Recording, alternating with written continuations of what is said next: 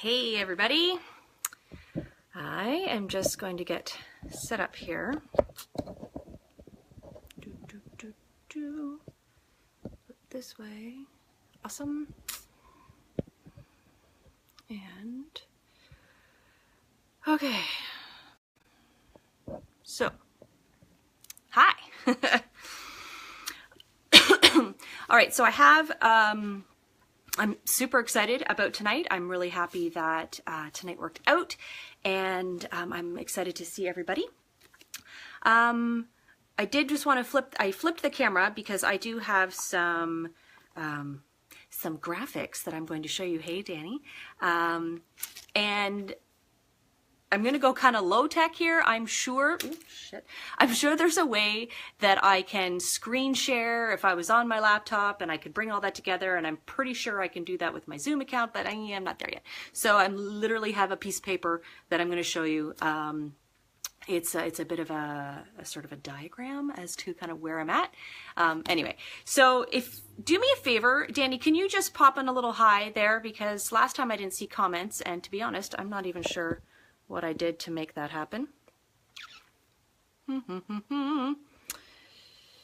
And I want to see comments. No, I do not want to draw pictures. Okay. Hey, yay, I can see them. That's great. So this one is going to be a little less scripted and a little more fly the seat of my pants. So I would love any comments or interaction as we move right along. And again, I wanted to send out a big thank you to everybody that that touched base with me to see how I was doing, that popped in on the live last night, that commented and connected, and I really appreciated that. So as you may have seen, I felt really compelled to process all that information from yesterday. That was all about me, although I kind of thought it was about my kid. I think it was more about me and my shame storm.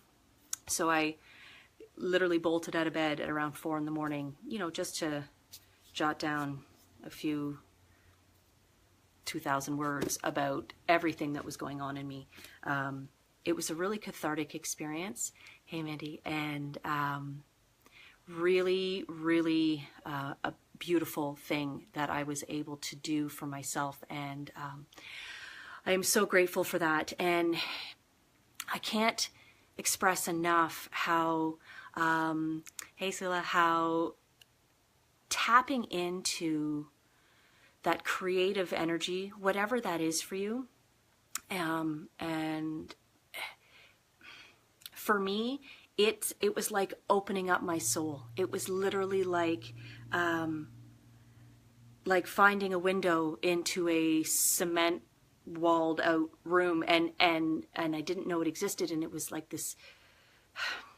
It was very, very I don't know, moving, monumental, changed my life, that kind of shit. Anyway, if you are a creative person and you have been holding off or holding back or not tapping into that, thinking you'll get to it later, do it now. Okay? Take 5 minutes. Write something down.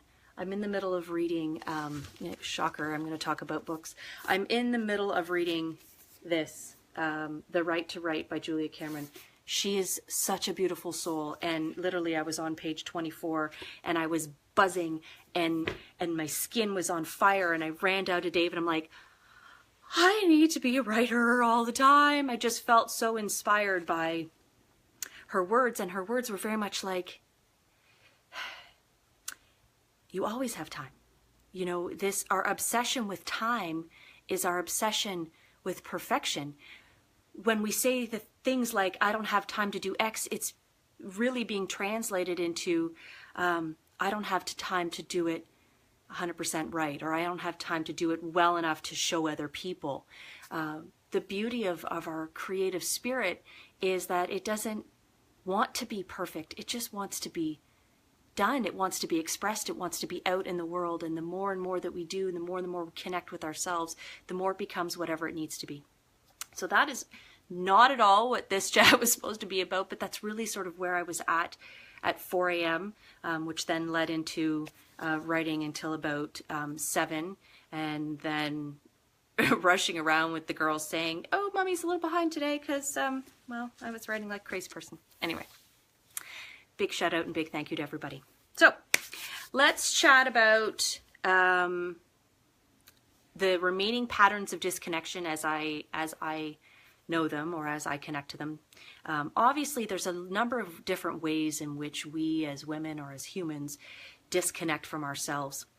And so the imposter syndrome, perfectionism, people pleasing, not having boundaries, and numbing out, these are sort of the core ones that I really resonate with, and that I have, that keep coming up for the people that I connect with. So that is why I wrapped my brain around these, and why I feel really compelled to share my thoughts on them with you guys.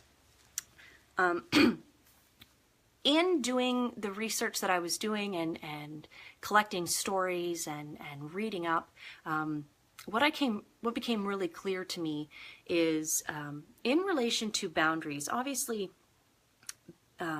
boundaries involves other people. And so we're going to talk about that. And we're also going to talk about the boundaries in which we set for ourselves. And I just want to say that if you are an individual who currently right now is in a toxic or abusive relationship where the boundaries are non-existent and that you do not feel safe to enforce those boundaries, I implore you to go and seek out the help that you would need from a professional, whether it's a mental health professional or a justice professional. Ultimately, I am not an expert on boundaries, and I want you to feel absolutely safe in stepping out and protecting yourself and setting yourself up for success.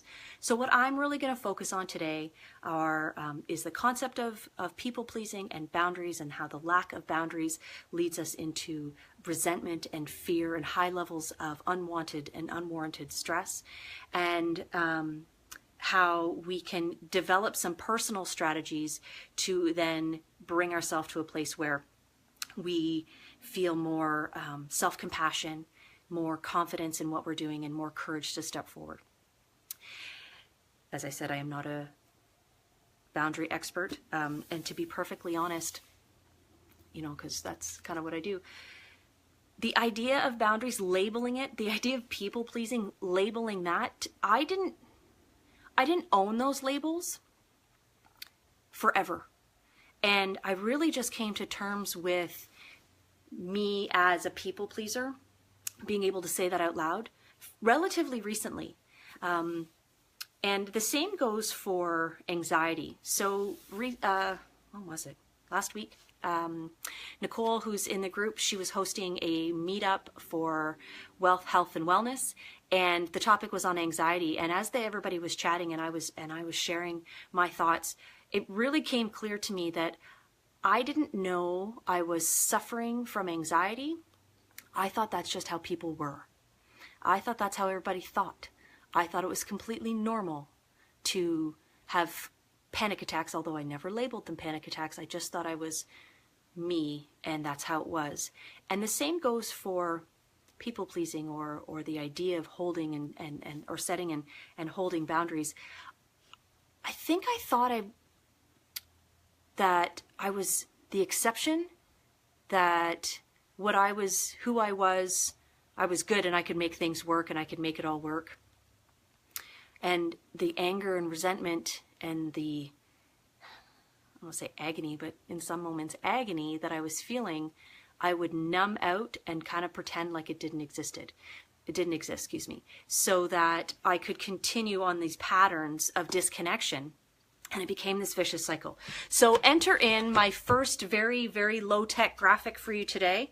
And I will post these in the group, or you can screenshot me.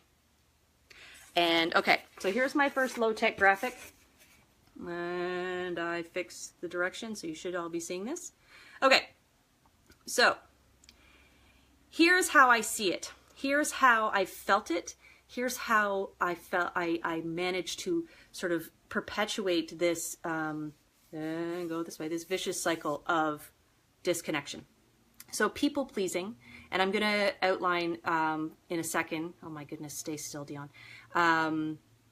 You know, I have this little list of you could be a people pleaser if, you know, fun stuff like that. So the people pleasing and then not holding or not setting boundaries really led to a whole series of resentful feelings. And I'm talking like deep resentment and anger and rage that would bubble up inside me because I felt like I was constantly doing for others, and I couldn't understand why people weren't doing for me in the same way. Hey, Paula. Okay. And then not setting and holding boundaries at all, and just continuously giving myself away and always saying yes when I really want to say no, and not allowing myself to be important in any decision, really led to this fear that I wasn't enough, that I couldn't be, that I would never be. You know, if you had a chance to read the blog post, and don't get me wrong, I can appreciate that it's wicked ass long, so it's not for everybody. But there, you know, that if I don't have boundaries where I can't say no, then I would never be enough, because there's just not enough of me to go around, which then perpetuates fear that I will fail miserably. Now, this left me with intense feelings of disconnection, a massive void in my soul, in my body. I literally felt like it was an emptiness in my gut, which I promptly would do everything I could to numb out. And I have a whole series of numbing behaviors. So if you happen to have been following me for a while, in August, I actually decided to quit drinking alcohol for a period of time. And initially I had decided on a year, but really my ultimate goal was I wanted to get to the point where drinking wasn't the habit that wasn't my go-to on the day-to-day to numb out from whatever had happened throughout the day. And what instantly came up when I stopped drinking was a whole series of other numbing behaviors. Overeating food that I knew wasn't good for me, scrolling on social media, binging out on Netflix, drinking copious amounts of coffee, with no balance of water. All things that I knew were not benefiting me, but as an alternative to what I was trying to stop, it seemed like, okay, well, it's okay. So I hit a series of highs and lows. So a lot of celebrations of, hey, I'm still not drinking. And then physically, I was starting to feel low and incapacitated because I was exhibiting all these other numbing behaviors. So it took some time, about 3 months, for me to really come to grips with all of the patterns in which I was, all of the numbing patterns I was experiencing, and all the stress that was causing me, the physical stress, the emotional stress, and the mental health stress. And for me, once I got to a place where I would only want to have a cocktail if I was in a sublime, happy, peaceful state, not if I needed to escape. So, you're welcome for the very fancy graphic. For me, all of those things are completely intertwined, and all the reading that I did, really, it was like, okay, this is people pleasing, and this is what it looks like, and then this is what a healthy boundary looks like, and this is that, and for me, it's so much more dynamic, and there's so much interplay between all of these pieces that I really wanted to highlight that's, we don't live in a bubble. And again, I'm going back to my experience from yesterday. It was not just about one thing that I felt this thing, and then I explored that feeling, and then I felt better. It was so many, I don't want to call them issues, but it was so many thought patterns that I kept running up against, and things that I was dismissing because they might have been too painful in the moment to connect to. And I think that, or I know that that is where connection is key. Connecting and sort of leveling out energetically with other people, other humans who get where you're at, so that you can be still long enough to work through the myriad of things that are going on, and then ideally be able to address the issues as they come up, or as you can process them, and sort of peel away that onion that is your fucked upness. And that's how I look at it for myself. Anyway, oh crap. So I'm going to share with you you may be a people pleaser if, and again, going back to, I didn't self-identify as this, even though I clearly, after I read this one, oh, well, shit, that is definitely me.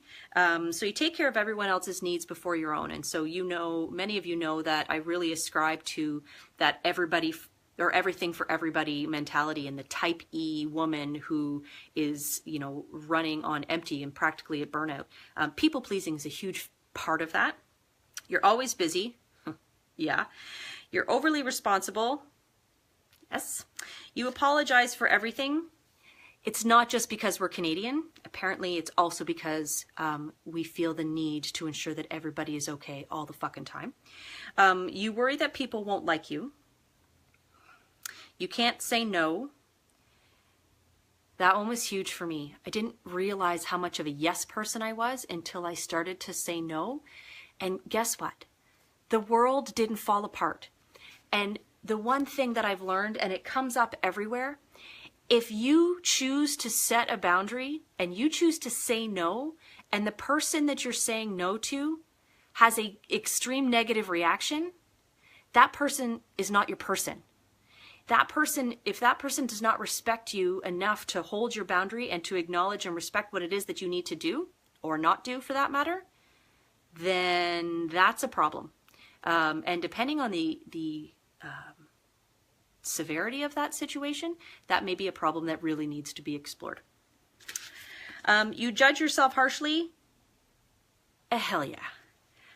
You don't voice your own opinion, especially if it's different than someone else's. This was so massive for me. I talked about it before when I did the first live about belonging, about how I used to cross my fingers to remind myself to shut up so that I wouldn't accidentally say something in front of someone and cause a problem or cause a rift or upset somebody. I always sort of carried this assumption that the people around me somehow knew more than I did. And I'm 41 years old. I'm going to be 42 this year. And I still walk into a room and feel like a kid often. You know, everybody seems more grown up than me, or that they, like I said, that they know more than me. I'm really just finding that I'm just starting to break away from that. And it's not that I feel older than people. It's that that sense of sort of a power dynamic between others and myself is starting to level out. And you're not late, Carly. It's all good. But we're done now. No, I'm just kidding.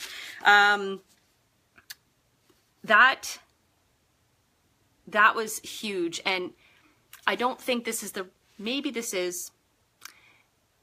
is not maybe a topic I really want to delve into right here.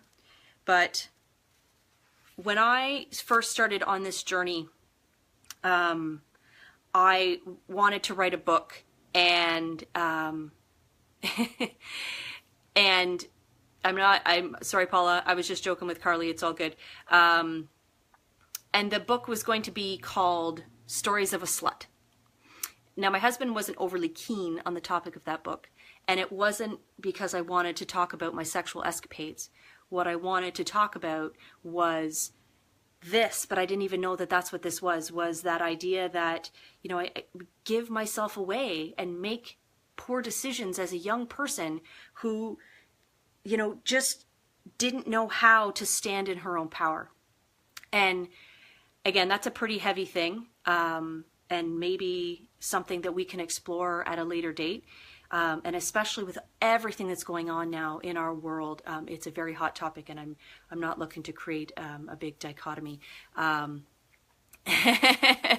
funny, Paul. But I do want to share that this is this is really powerful stuff.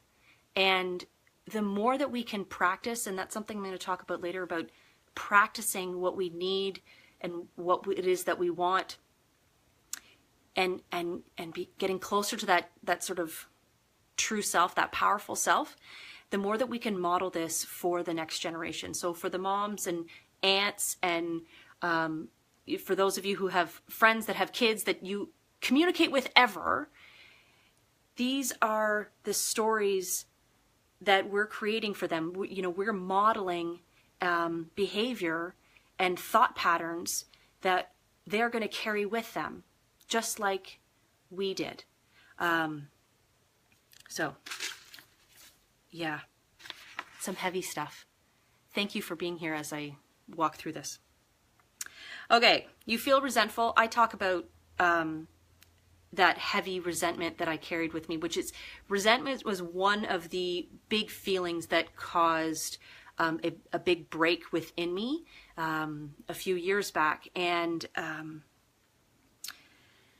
I vividly remember extreme moments of resentment towards people I care deeply about, going back decades. And again, I just thought that was normal. And in order to power through, that used to be my kind of mantra, how disheartening. In order to power through those feelings, I would either numb out, or I would do everything in my power to try to control my environment.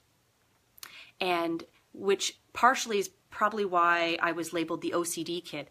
I just wanted to gain a sense of control over my world. Similar to perhaps individuals with eating disorders, and I'm not trying to say that they're equal, but just that idea that when you feel powerless, you do what you can to try to regain that sense of power. And for me, it was about trying to control my environment. It was about trying to control the people around me, and which didn't work out at all, by the way. And wasn't until I could start to let go of that resentment and truly start taking responsibility for how I felt. That's really at the core of pretty much everything I talk about taking responsibility, and it's not about blame. It's not about saying this person did this or this person did that, or I did this or that I did that. It's what am I going to do now? This has happened, and I've dealt with the trauma of it. I've dealt with the logistics of it. And now what am I going to do to move myself forward? Because I get to be in charge of that. That is the ultimate in control, the ultimate in power, when we are able to do that for ourselves. And the beauty of that is it doesn't require anybody else's permission to be able to take responsibility for whatever it is that's going on in our lives. And yeah, you're right, Paula. It definitely can be painful. It's a process. It's a practice. And going back to that old faithful thought that I keep having over the past 2 weeks is, this too shall pass. By surrounding yourself with individuals who can hold space for you and with you, and connecting to other people who see that light and see that purpose and potential within you, is crucial. One thing I remember from Brene Brown, and sometimes I feel like I'm like the Brene bandwagon, but anyway, is that not everybody deserves to hear our story. And when we reach out to people, we need to be conscious of who gets to be privileged enough to see our souls. And it's important to maintain a level of vulnerability, as that can be a true strength for all of us. But what we choose to share and who we choose to share it with can start to help us minimize some of that pain. Because a lot of the pain comes from not receiving what it is that we need to receive in that moment as we're trying to process. So there's that. You avoid conflict at all costs. At all costs. I've held management positions for years, and this one is like huge for me. I would do anything in my power to avoid conflict. And when I would have to, I would practice all the strategies and do all the things I could. But at the end of the day, it was like one of the hardest things that I've ever had to do. You act like a martyr. This presents itself differently in different people. I jokingly say to my husband often, as he has a little bit of that in him, honey, where's your sword? You need to fall on it now. And I probably am more aware of his behavior because I too exhibit that, and it's not something that I'm overly, it's not something that I really want to be carrying with me all the time. But that idea that, you know, of the full self-sacrifice, of giving ourselves away completely, and I'm fine, it's no problem, but I cut my foot off in the process, but it's no biggie, I'll take care of you, I'll take care of everything. You know, my house could be burning down, but I'll make sure that you get your deviled eggs at your party, or whatever it may be. Yeah, I've definitely been the martyr in that. And the last but not least, I think was one of the most poignant for me, is that you're tired. You're really fucking tired. You're exhausted because trying to go and give and give and give and give and give drains us completely. It is a full energy out activity. When we are not in a reciprocal relationship, if we are not building relationships on mutual respect and trust and connection, then all we're doing is giving out and getting nothing in return. And that fills or feeds into our resentment, because fuck, like, you can't do some of this every once in a while. You couldn't help me out. How is it that you don't see that I'm running my ass off over here? Why couldn't you do this? Why couldn't you do that? All of that is tied into. So you're the people pleaser. You're busting your ass, and now you're resentful because the people around you are not pleasing you in return. Partially, probably most importantly, because you haven't set any boundaries about what is okay and what is not okay with you. It is okay that I make 24 deviled eggs, but after that, I'm going to need some help. And I won't be able to step into that. I won't be able to participate in that unless I get this in return. And the kicker about boundaries is we can say that we're setting them all the time. It's about the follow through, though.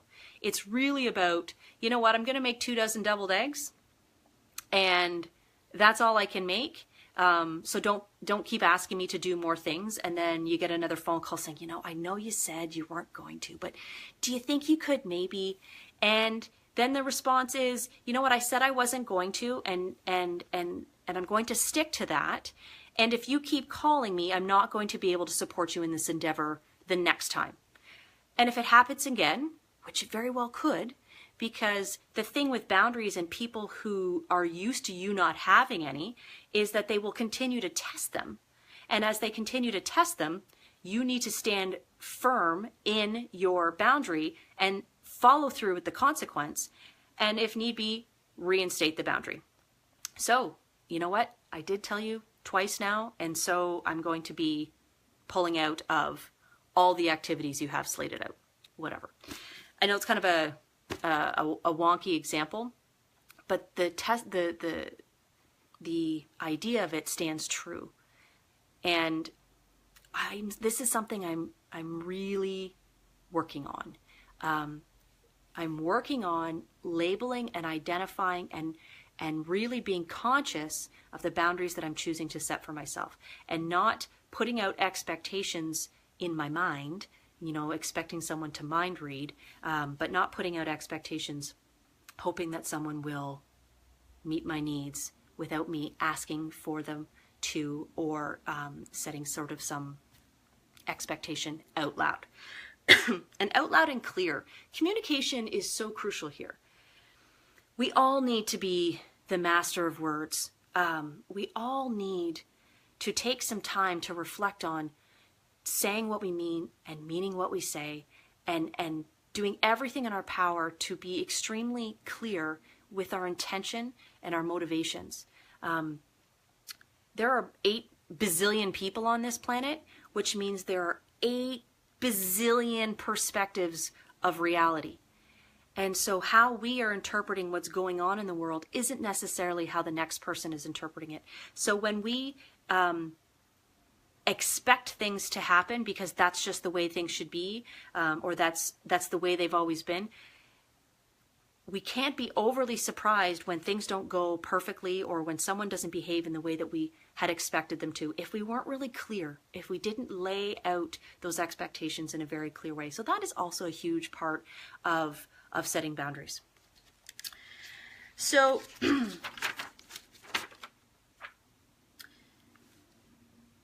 how's everyone doing? There's a lot of weight behind just those two pieces. And what has been evident for me is that the numbing I was aware of, the numbing was a behavior that it was one of the first ones that I really became conscious of. And I really was, I was really tired of escaping my life. And at first I blamed a whole shit ton of people for my experiences. I blamed my bosses, I blamed my friends, I blamed, you know, they don't call me enough, they don't care enough, and my boss never doesn't appreciate me, and that's why I feel this way. So the experience of feeling empty, of feeling that void, was one of the first things that really manifested for me, which led me down that path, which initially led me towards the idea of taking responsibility. And that allowed me to shift a number of the other patterns that were happening really deep in my unconscious. So the people pleasing and the lack of boundaries and the imposter syndrome and the perfectionism. Like I said, I hadn't labeled myself those things, and it wasn't until I started to, like I said, peel away what was going on that I really started to acknowledge and see my behavior for what it was. And again, holding up that lens of, okay, Dionne, take 100% responsibility for this experience. The resentment, the hurt, and the anger that I was holding on to, I had to acknowledge that I was responsible for that.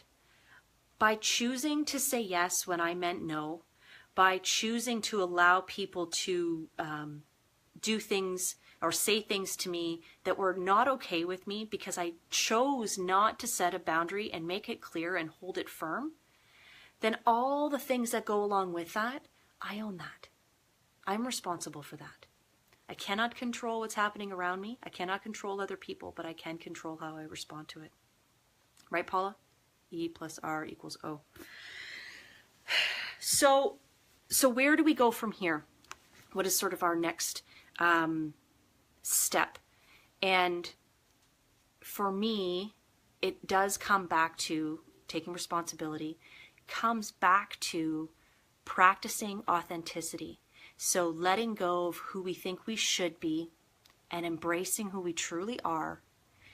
And from there, setting and holding boundaries. So I'm going to give you a little step-by-step on that in a second. And what's created within those two pieces is, and what we are really ultimately looking for, is compassion, self-compassion, honesty with ourselves, listening to our guts, paying close attention to how it is on how we're behaving and what that means for us. And then, so we're practicing authenticity and we're setting and holding our boundaries.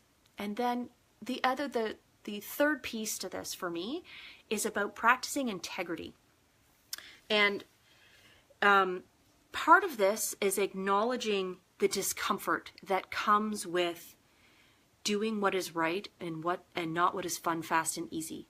And trusting ourselves in the process, being as fully present and mindful as we can, and practicing mindfulness. And just like creativity, mindfulness is not something you have to do perfectly. It's not something you have to carve out time for. You can just do it. You don't even have to close your eyes. You just have to be taking a deep breath and reconnecting to your body and reconnecting to your space and paying attention to your thoughts. If you're going to get deep into that, I don't recommend you do it while driving. And so we're practicing authenticity, and I would say we're even practicing setting boundaries for those of us that this is a new endeavor, practicing setting them and holding them. And as we're doing that, like with everything else, reflecting on the process, reflecting on our growth, acknowledging and celebrating how we're evolving and how we're stepping out of these patterns of disconnection. Just like all the thought patterns that are going on in our heads, the unconscious ones, the ones that are heavy laden and are like firm in our brains. I've said this before and I will probably say it a million other times. But the unconscious habits that we've developed are like 8-lane superhighways, and they're just running, and they can go and go and go and go and go. And our patterns of disconnection right now are 8-lane superhighways, and it's the go-to for our minds, and it's where we find ourselves all of a sudden, wake up and go, fuck, how did I get here? It's because it's a habit. In order to create a new habit, it takes practice. It takes repetition. It takes community. It takes celebration. This is crucial. And you just keep focusing on the good that we keep doing and acknowledging all of the time and energy that you're putting into it and rewarding yourself for that. Not with one of your numbing behaviors. Dionne did that a lot. So that you can turn your new patterns into your new habits. It takes time, and that's okay, because it's not about the quick fix. This is about long-term sustainable change in your mind. And the beauty of it is it will be happening, and you will be taking your steps and acknowledging the pieces, and you will wake up 1 year from now and go, holy fuck. That was a year ago. It feels like a lifetime ago. A lifetime. Because you will have stepped into and evolved, and each step you take will take you just a little bit closer to that person that you truly want to be. And shocker, guess what? I have another little graphic for you. I won't hold it up as long because clearly it got wobbly. But here we go. That's blurry. You're welcome. So practicing authenticity and setting boundaries allows us to build compassion, self-compassion ideally. That is our main focus. And from that, we will then start to invite others who are well boundaried and who are also practicing authenticity. And it is through our compassion that we will be able to honor our own boundaries and those of others. And I know that Brene Brown, shocker, she said that the most boundaried people the most compassionate people she'd ever met were the most boundaries. And that's because it honors ourselves. And when we honor ourselves, we are open and we are aware on how to honor others. So when we acknowledge that our time and our energy and our money is valuable, and we honor the limitations within it, that we learn to say no when we need to, we are more compassionate and more understanding of others who need to do the same. And we can invite them to explore what that means for them, because we ourselves are doing that. When we have set and we're holding our boundaries and we're practicing integrity, that allows us to tap into that everyday courage that it takes in order to experience life the way we want to. It's very, very life affirming to wake up in a boundaried environment and go, hey, I kind of know the rules of the game here. I think I can step out a little bit further. I feel safe in this structured environment that I've created for myself by saying no when I need to. And now I feel a little bit more courageous. I feel like I can move past this comfortable space, get into the uncomfortable zone where all the learning and growth occurs. And that is a fantastic thing. Practicing integrity, practicing your authenticity really truly does build our confidence and our sense of self. And we become a more connected soul, which for me is a fabulous goal. I want to layer back in the idea of tapping into our creativity and what that does for our regeneration of self. We were all born creative. We were. And many of us needed to, or felt we needed to, wall that up so that we could do what we needed to do to get through whatever we were trying to get through. And that may have served us for a time. However, now that we're grown-ups and we're making different decisions for ourselves, and we're taking 100% responsibility for all the things that are going on for us, we are now open to reconnect to that sense of creativity. And I found that the more I chose to align with my creative self, the more these patterns of disconnection started to fall away. So I worried less about pleasing people and more just about pleasing myself. You know, I carved out time for art every day. I mean, I spent an entire year running my own little Instagram challenge where I put up hand lettering 2-3 pieces a day, not because it mattered to me what those people were thinking. It's because it mattered to me how I felt about myself. And the more that I created, the more joy that I felt. And the carving out time for creativity also helped me to set some clear boundaries and practice that particular skill, especially with my children. You know, this is Mummy's pens. And you know when your pens are Crayolas and they look just like kids' pens, but you have to decipher between Mummy's and yours? Well, I had to do that. And my stuff was in the kitchen and they knew not to touch it. And that felt good, not because it was bad, just because that this belonged to me and it was mine, and I got to experience it, and I shared it with them. We explored art and creativity together, but it still was allowed to be mine, and the time was allowed to be mine. And that was so fucking new, that I was allowed to have something for myself. I started focusing on pleasing myself. I naturally started to set boundaries around that great desire to please, to find joy. I don't want to keep saying pleasing myself. It's not that kind of live. And from there, it gave me the confidence and the courage to truly feel that I could say what I mean and mean what I say, and that I didn't have to worry about how every single person was going to take it.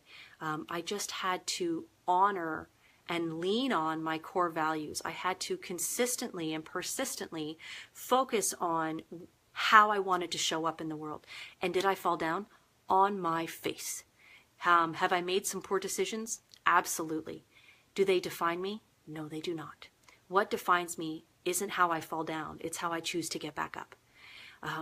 And that is what I want for everybody.